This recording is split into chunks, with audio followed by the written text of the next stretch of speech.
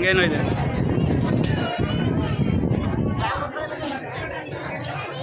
ಎದುರು ಬಿಸಿಲು.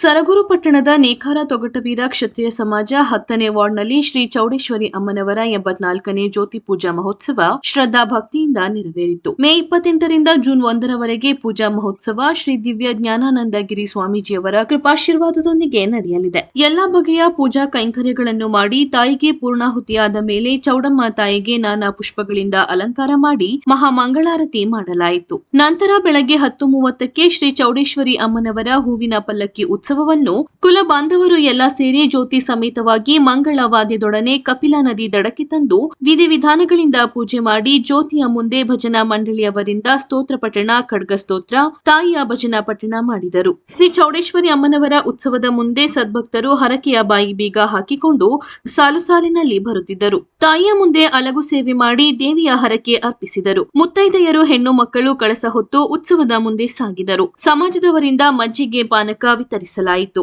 ಗಜಾನನ ಗೆಳೆಯರ ಬಳಗದಿಂದ ಬಂದ ಭಕ್ತಾದಿಗಳಿಗೆ ಅನ್ನ ಸಂತರ್ಪಣೆ ಮಾಡಲಾಯಿತು. ಪೂಜಾ ಕೈಂಕರ್ಯಗಳನ್ನು ಪ್ರಧಾನ ಅರ್ಚಕರಾದ ಗೋಪಿನಾಥ್ ಮತ್ತು ಹರೀಶ್ ರವರು ನಡೆಸಿಕೊಟ್ಟರು.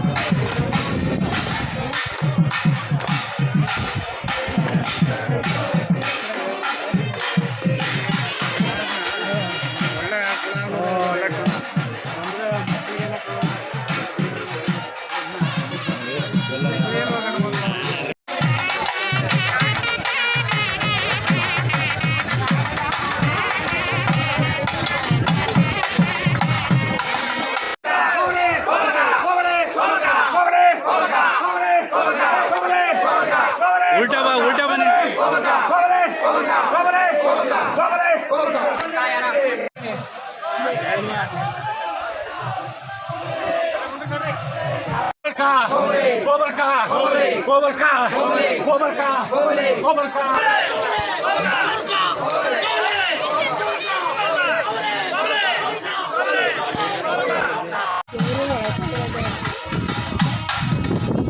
ನೋಡ್ತಾ ಇರ್ಬೇಕು.